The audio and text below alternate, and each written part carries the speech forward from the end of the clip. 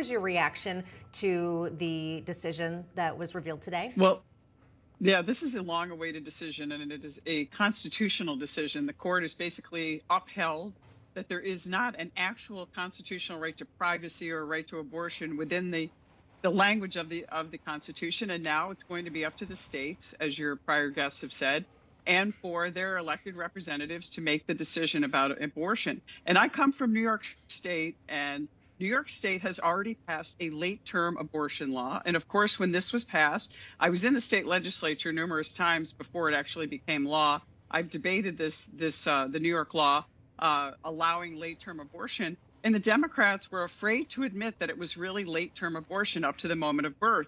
They kept just saying, we're just codifying Roe versus Wade, which everybody knows is a first trimester decision kind of cobbled together based on the right of privacy. So the public will now know, the people will now debate and realize that we are a late-term abortion state. It is not a reasonable standard. It is an extremist position. And you're seeing this melting down at the Supreme Court. I was standing outside of the Capitol today watching some of this, total lack of understanding of what this constitutional importance of this law is and why we need to have this debate. And Ruth Bader Ginsburg, the late justice, even said that this Roe versus Wade decision prolonged or postponed the debate that we needed to have in this country on this moral issue. And so now we start this moral issue. And sadly, we are seeing the day of rage. You're seeing violence. You're seeing attacks on Supreme Court justices such as Justice Kavanaugh, who had an assassination attempt. And you're seeing them tormenting Amy Coney Barrett and her family at their home, which is all a violation of law, by the way.